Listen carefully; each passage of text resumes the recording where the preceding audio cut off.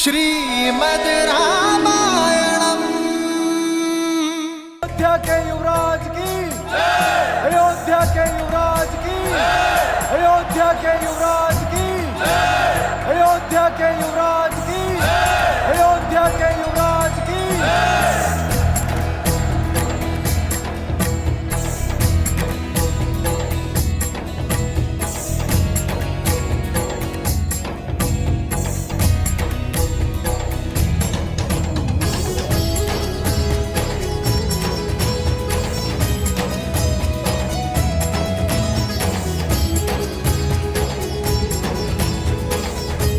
अयोध्या वासियों, ये वो स्वप्न है जो वर्षों से मेरी आंखों में रमा था।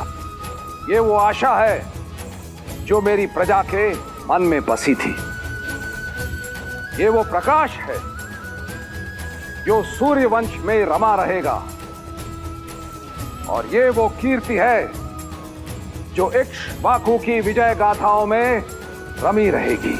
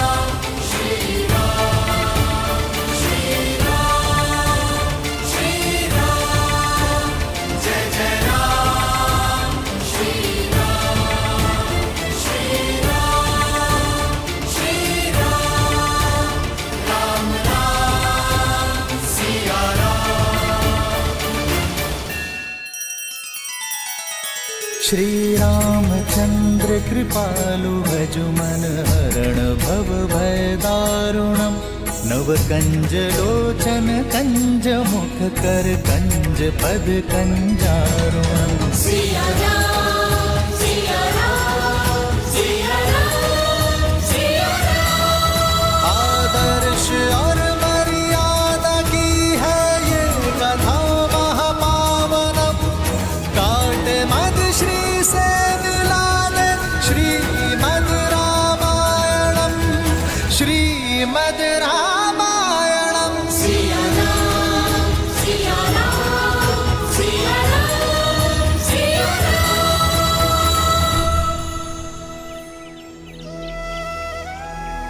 श्री राम के जन्म के अगले दिन कैकेयी ने एक पुत्र को जन्म दिया, भरत, जो नारायण के शंख पांचजन्य का अवतार थे। और उसके अगले दिन देवी सुमित्रा ने जुड़वा बालकों को जन्म दिया। सुमित्रा के बड़े पुत्र लक्ष्मण स्वयं शेषनाग का मानव अवतार थे और छोटा पुत्र शत्रुघ्न कोई और नहीं, स्वयं सुदर्शन चक्र थे। बाल चरित चहु बंधु के बन कुल बहुरंग, नृप रानी परिजन सुकृत, मधुकर बारी बिहंग।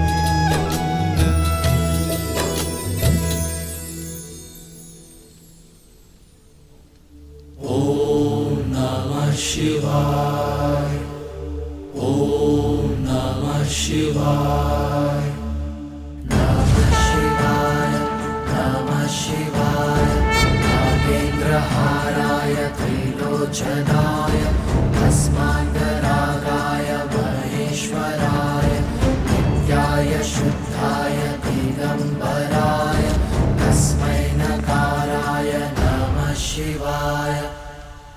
श्रीरामचन्द्र कृपालु भजु मन हरण भव भय दारुणम्, नव कंचलोचन कंच मुख कर कंच पद कंचारुणम्, वटपीतमानहु तडित रुचि शुचि नौमि जनक सुहावरम्। श्रीराम श्रीराम राम राम सिया राम। राम। कितना मीठा शब्द है ना, मन में आनंद को रम देता है। पर इसका अर्थ क्या है महादेव? देवी, राम के नाम में तो इतने अर्थ रमे हैं जितने कि आकाश में तारे भी नहीं। फिर भी मैं शब्दार्थ समझा देता हूं। रा का अर्थ है आभा, म अर्थात जीव। राम हम सबके मन में बसी ज्योति का नाम है। हर आत्मा में बसे तेज का ही नाम है श्री राम। श्री राम अवतार को पूर्ण करने के लिए भी शीघ्र ही उनकी श्री का आगमन होने वाला है।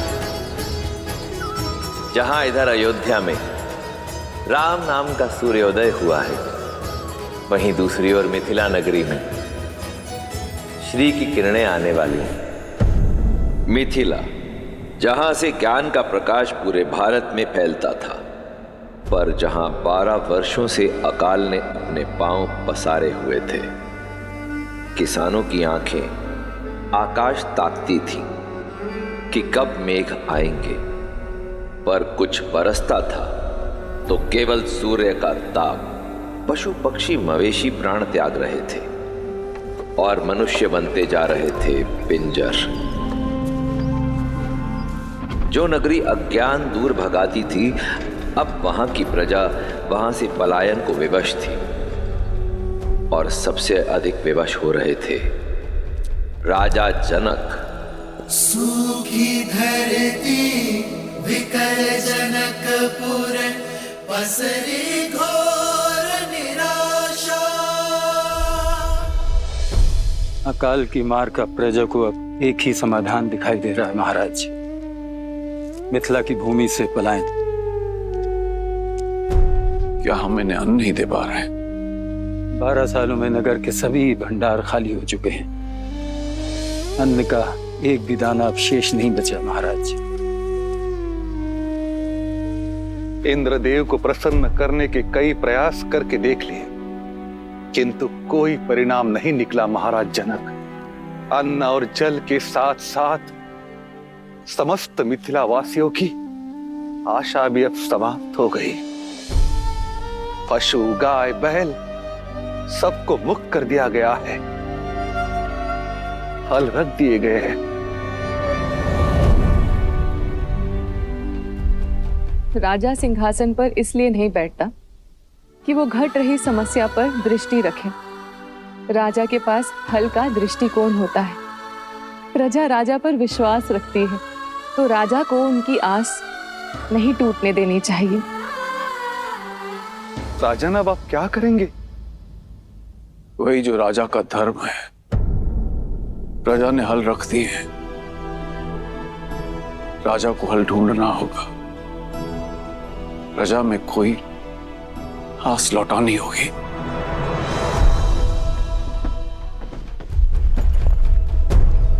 चले जा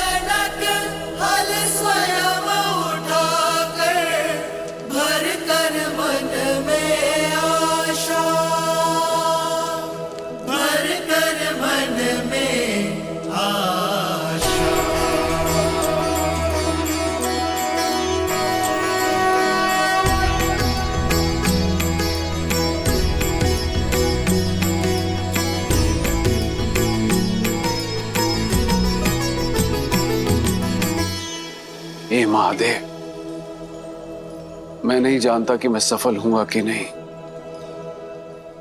किंतु मैं विश्वास दिलाता हूं, जिस मिथिला की धर्म की रक्षा हेतु आपने अपना ये महाधनुष पिना के यहां रखा है, उस धर्म की रक्षा का प्रयास करूंगा मैं।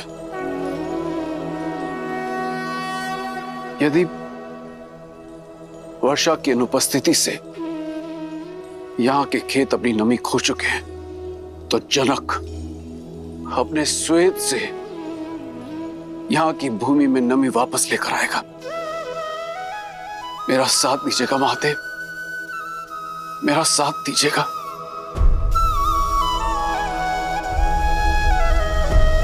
हर हर महादेव, हर हर महादेव, हर हर महादेव, हर हर महादेव।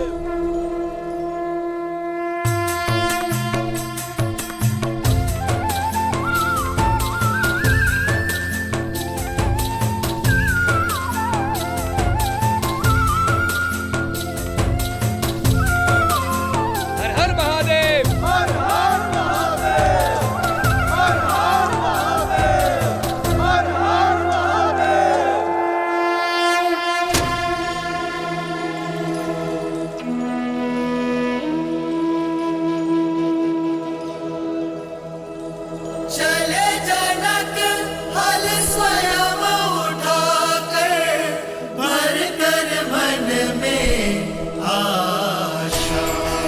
हर हर महादेव, हर हर महादेव।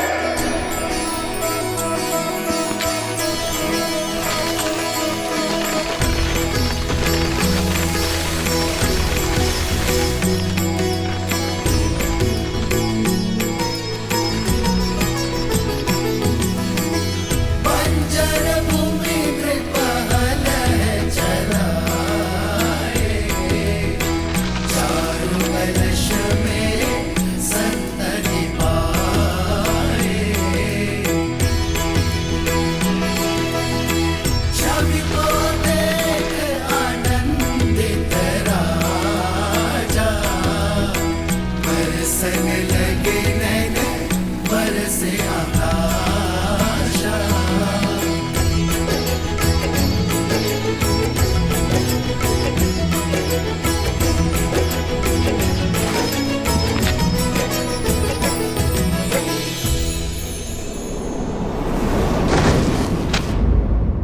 राजन, आर्य, आर्य,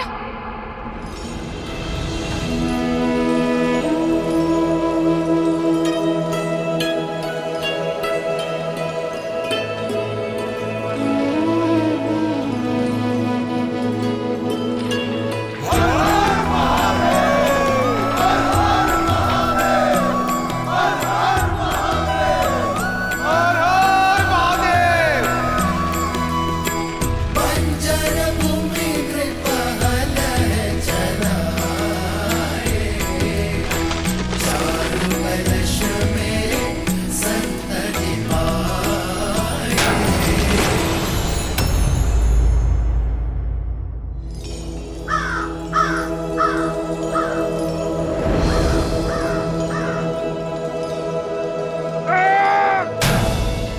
कोई पाषाण टकराया है कदाचित।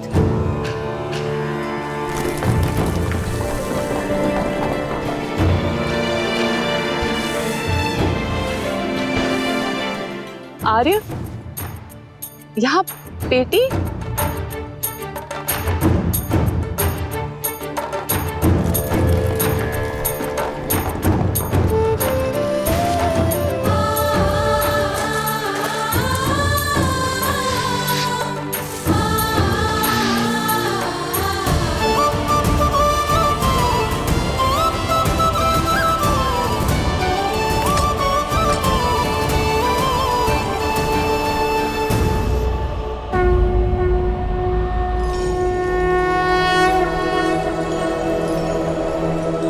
जनकपुरी है उमंग अति भारी, सुख समृद्धि रूप सिया सुकुमारी। बेटी में संतान? दिव्य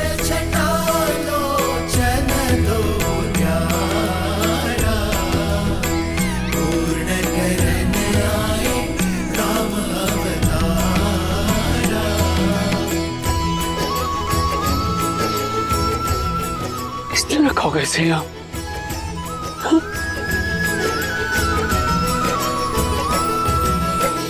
किसकी कन्या है ये? क्या कोई जानता है? किसका पाषाण हृदय है जो इस कोमल सी कन्या को यहाँ भूमि में गाड़ गया?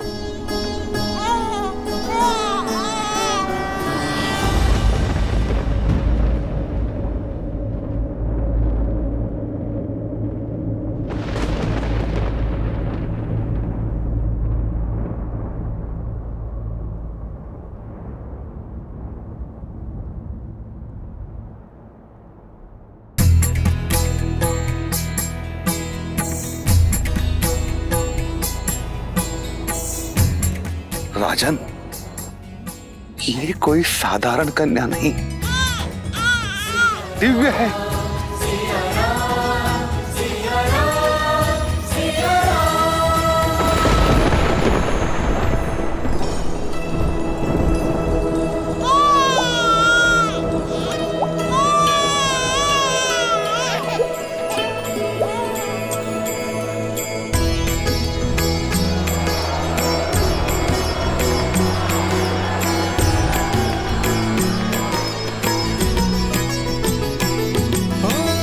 भूमि प्रसन्न हर्षित नर नारी, दरस बरस मेघ अति भारी।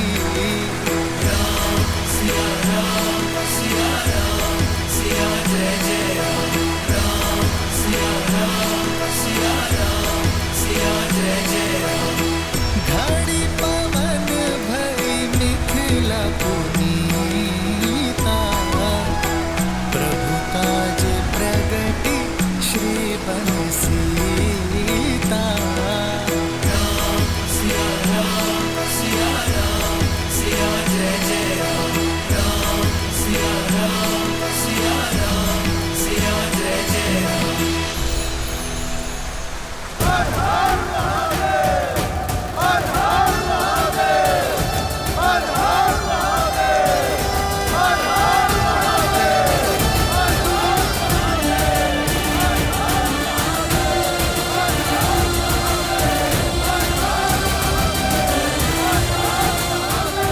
हर हर महादेव।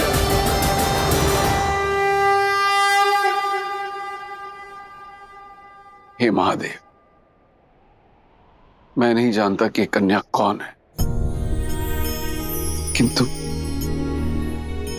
मेरा विश्वास है कि ये आपका आशीष है। जो कामना मेरे मुख से शब्द बनकर निकली वो आपने पूरी की, और जो मन में थी वो भी। आपने मिथिला को जीवन दिया है प्रभु, और मुझे जीने का सहारा। हे महादेव, मैं आपके इस पवित्र धनुष को साक्षी मानकर इस कन्या को अपनी आत्मजा स्वीकार करता हूं। आज से ये भूमिजा मेरी पुत्री हुई।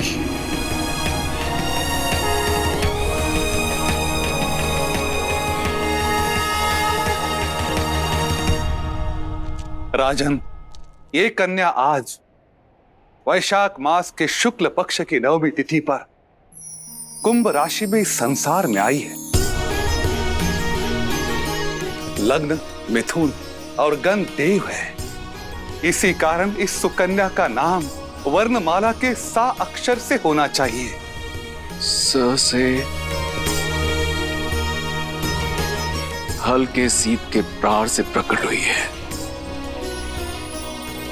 मैं इसे नाम देता हूं सीता। सीता सीता हर हर महादेव। महाराज जनक की पुत्री जानकी, समस्त मिथिला में प्राण लाने वाली मैथिली, विदय का प्रकाश, वैदेही, मेरी भूमिजा।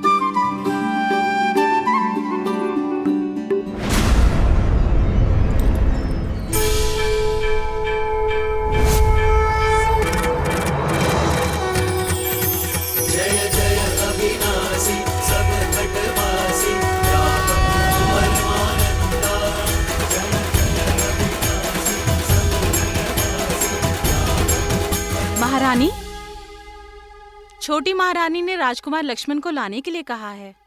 मैं लेके चलती हूँ।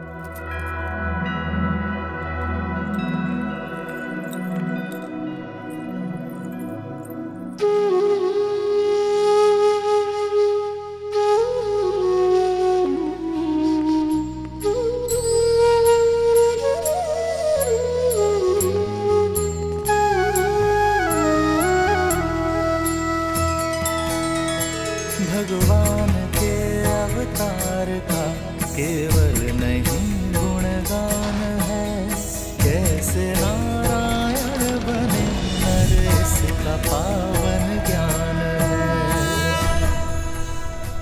स्वयं प्रभु के हाथों से प्रसाद पाने का इससे अच्छा अवसर और क्या मिलेगा। राम,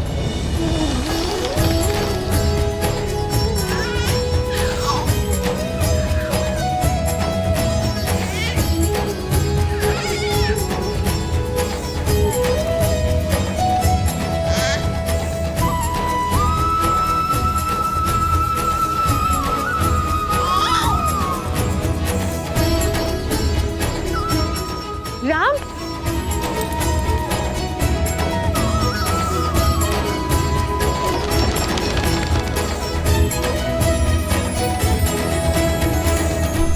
ये नहीं पुत्र, ये महाविष्णु का प्रसाद है।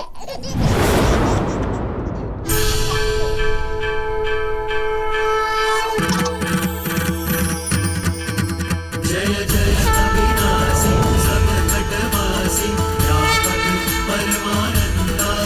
जय जय अविनाशी सब घटवासी व्यापक परमानंदा। अभिगत बोधितम चरित पुनीतम मायारहित मुकुंदा। प्रभु, ये कैसी माया है? क्यों मुझे मेरे राम में आपकी छवि दिखाई पड़ती है? जयति सच्चिदानंद अविनाशी सब घटवासी व्यापक परमानंदा।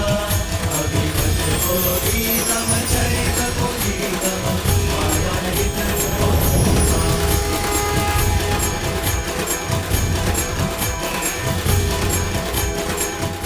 उत्तर आपके अतीत में छुपा है देवी कौशल्या। सतयुग में आप मां शतरूपा के रूप में जन्मी थी और महाराज दशरथ मनु गोमती नदी के तट पर कठोर तपस्या करके आपने मुझे प्रसन्न किया देवी। शान्ताकारं भुजगशयनं पद्मनाभं सुरेशं विश्वाधारं गगनसदृशं। मैं प्रसन्न हुआ मनु, वर मांगो। एक ही अभिलाषा है प्रभु, आप हमारे पुत्र के रूप में जन्म लें। आपकी इच्छा अगले जन्म में अवश्य पूर्ण होगी। और आपकी क्या अभिलाषा है देवी? जब हम मनुष्य रूप में पुनः जन्म लें, तब मुझे स्मरण रहे कि मेरे पुत्र के रूप में आप हैं। आपके इस रूप का आनंद लेना चाहती हूँ। तथास्तु, तथास्तु। अब मुझे समझ में आया प्रभु, वरदान के कारण आपने मेरे राम के रूप में जन्म लिया है ना। परंतु आपको स्मरण रखने का वर मांगकर बहुत बड़ी भूल कर बैठी प्रभु। उस समय एक भक्त बनकर सोचा, मां बनकर नहीं, एक भक्त बनकर भगवान को पूजना नहीं चाहती, एक मां बनकर आपको पुत्र की भांति प्रेम करना चाहती हूँ। क्या मेरी स्मृति से आपके विष्णु होने का ज्ञान मिटा सकते हैं प्रभु? केवल मेरे पुत्र बनकर मेरे समीप रहिए, मुझे मां कहकर पुकारिए। मां आग्रह नहीं करती देवी, केवल आदेश देती है।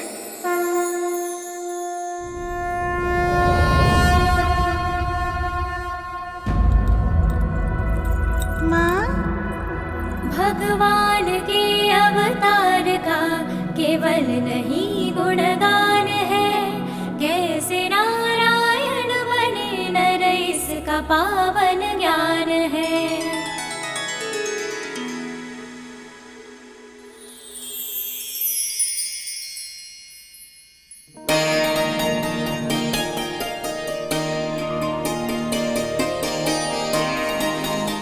राम लला आओ, लक्ष्मण शत्रुघ्न आओ आओ।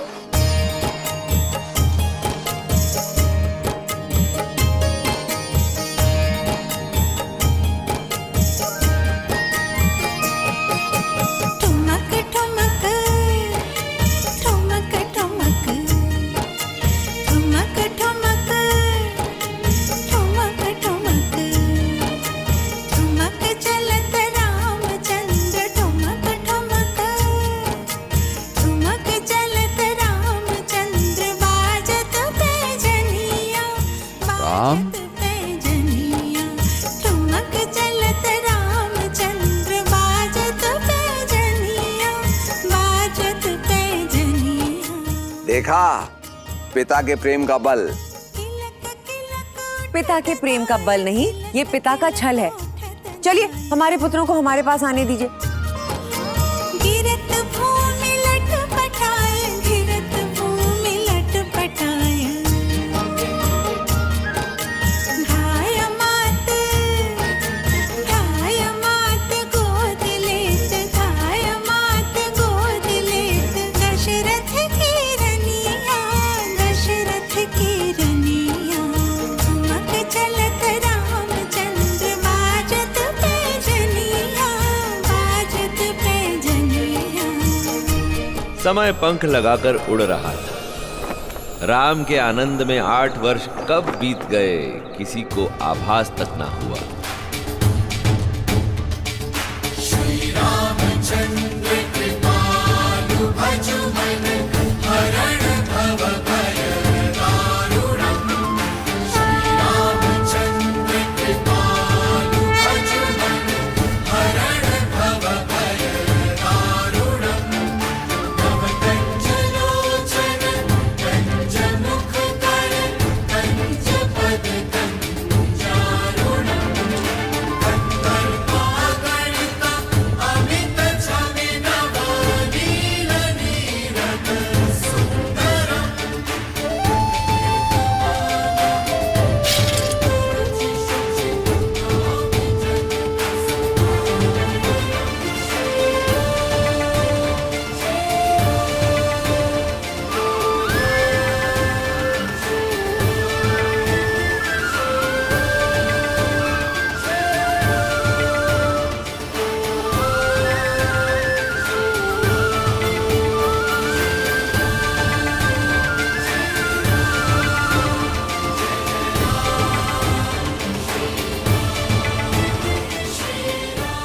महाराज, चोरी इसी ने की है।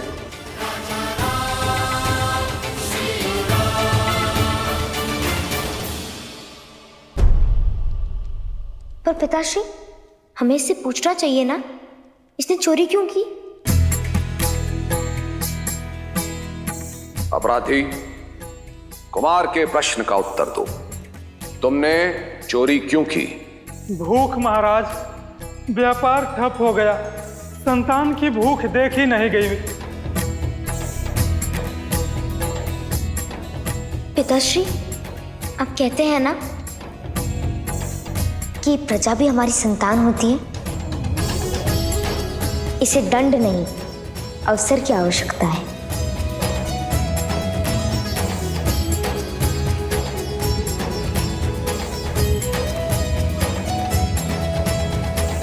कुमार ने सही कहा। यदि संतान भूखी है तो दोष पिता का है। अयोध्या राज्य में यदि कोई भी भूखा है तो राज्य का कर्तव्य है कि उसे अनाज दिया जाए। इसे मुक्त कर दो और भंडार गृह में प्रहरी नियुक्त कर दो। महाराज दशरथ के न्याय की, महाराज दशरथ के न्याय की, महाराज दशरथ के न्याय की।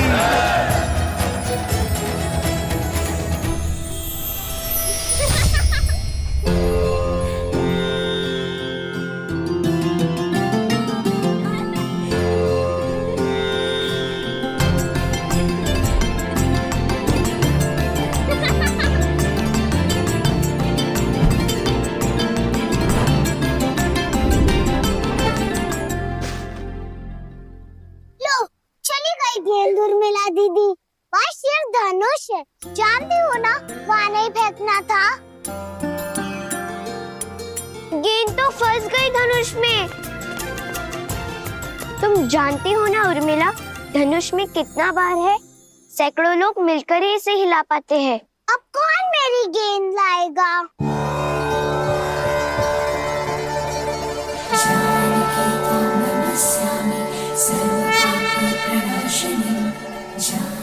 उर्मिला, वो देखो।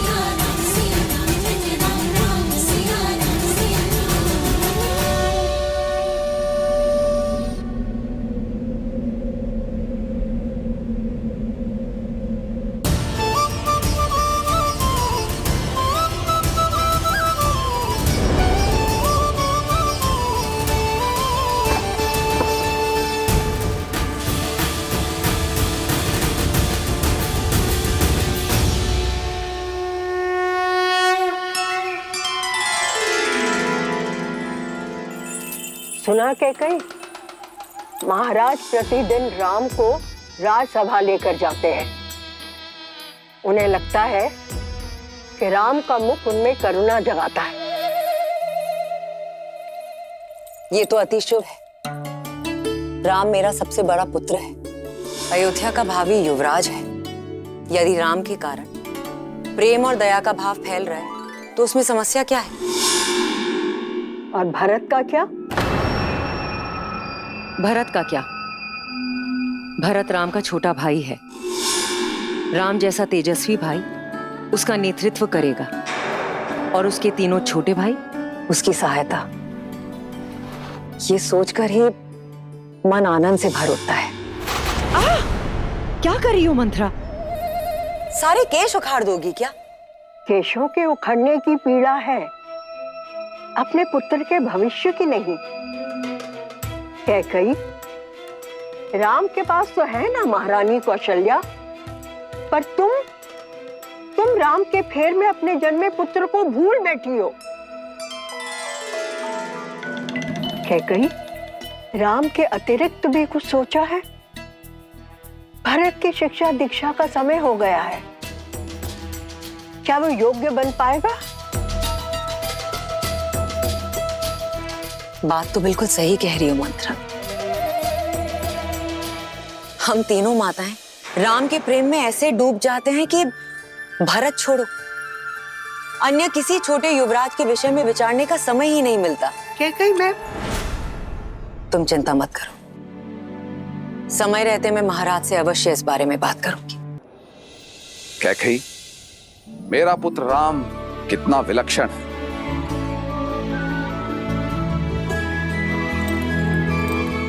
वो तो है, और जो विलक्षण है उसकी शिक्षा और दीक्षा भी विलक्षण होनी चाहिए। महाराज, राम और उसके भाइयों के गुरुकुल जाने का समय आ गया है।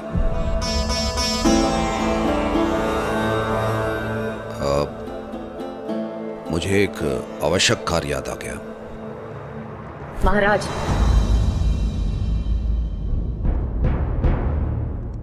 अपनी संतान की शिक्षा से अधिक आवश्यक क्या कार्य हो सकता है महाराज? महाराज, हम अपने उत्तरदायित्व से नहीं भाग सकते। मैं राम से दूर नहीं रह सकता। राम का वियोग मुझसे नहीं सहा जाएगा। क्या कही? तुम जानती हो, गुरुकुल का वास 8 वर्षों का है, 8 लंबे वर्ष। मैं अपने पुत्रों से दूर नहीं, मुझसे नहीं हो पाएगा, नहीं हो पाएगा मुझसे।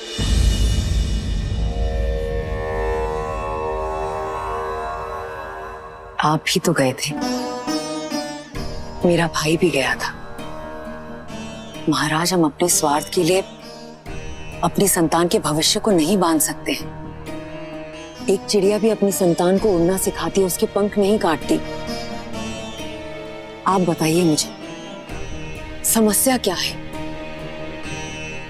हम इस बारे में बाद में बात करेंगे। महाराज,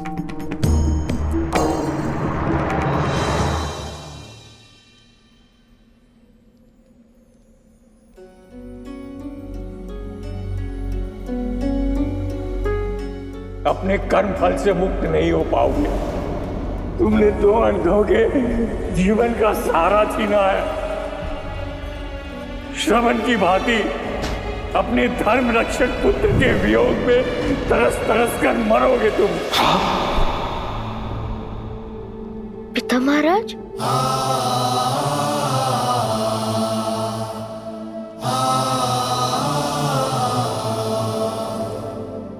राम,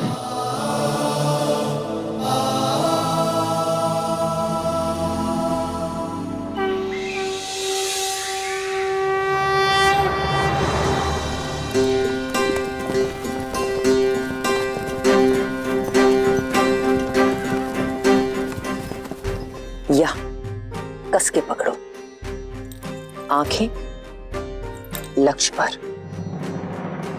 शरीर स्थिर, एक पैर आगे, प्रत्यंचा तनी हुई। अब इसे खींचो और छोड़ दो।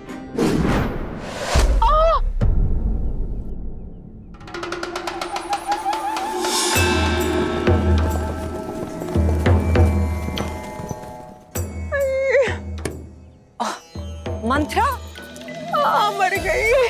क्या कर रही थी वहां छिपकर? अवश्य चोरी से छुपकर कुछ खा रही थी तुम। नहीं क्या कही, मैं चोरी करने नहीं आई थी, नींद तोड़ने आई थी। लेकिन तुम्हारे इस दुष्ट राम ने ना मेरे प्राण हर लिए। मंत्रा, सावधान, सावधान, जो मेरे राम को दुष्ट कहा। खिलौने वाले बाण से किसी को चोट लग सकती है क्या? और यदि ये बाण सत्य का होता तो? किंतु सत्य का नहीं है। अब जाओ यहाँ से। क्षमा, मेरी भूल को क्षमा कर दीजिए मंत्रा दादी। अगर लक्ष्य साधना नहीं आता, क्यों बाण चलाते हो? मंत्रा, हाँ।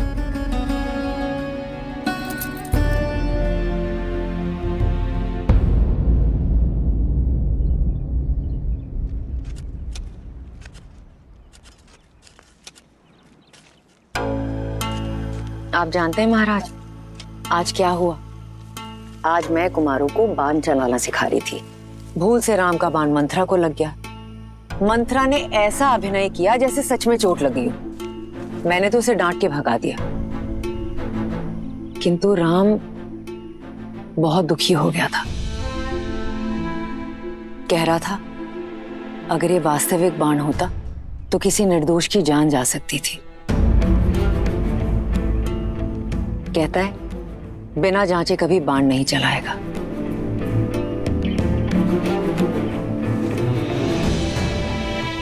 देखा था मैंने वो दृश्य। ठीक कहता राम, बिना जांचे परखे बाण नहीं चलाना चाहिए। जानती हो क्या कही, इस पौधे को मैं बरगद की छांव से निकालकर यहां क्यों लगा रहा हूं? ताकि ये पनप सके। अपने पिता की छांव में इसे छाया तो अवश्य मिलेगी, किंतु इतना बड़ा नहीं होगा कि किसी और को छाया दे सके। तुमने ठीक कहा था कैकेयी। मेरे पुत्रों को हर शिक्षा सही रीति से मिलना आवश्यक है। पुत्र मोह में आकर मैं अपने उत्तरदायित्व से भाग रहा था, अपने पुत्रों की शिक्षा और विकास में बाधा बन रहा था। मुझे क्षमा कर देना कैकेयी। महाराज, अब चाहे मुझे अपने मन पर पत्थर ही क्यों न रखना पड़े, मैं अपने पुत्रों को शिक्षा हेतु गुरुकुल अवश्य भेजूंगा। ॐ यज्ञोपवीतं परमं पवित्रं प्रजापते यत्सर्हजं पुरस्तात् आयुष्यं प्रतिमुञ्च शुभ्रं यज्ञोपवीतं बलमस्तु तेजः। इस उपनयन संस्कार के साथ आपकी शिक्षा प्रारंभ हुई। अब आप राजकुमार नहीं, गुरुकुल के शिष्य हैं और आपका आचरण भी गुरुकुल के शिष्यों जैसा ही होगा। गुरुकुल के नियम अनुसार आप भूमि पर सोएंगे और केवल दिन में एक बार ही आपको भोजन प्राप्त होगा। आपको अपना संपूर्ण समय गुरुकुल की शिक्षा और जन सेवा को अर्पित करना होगा।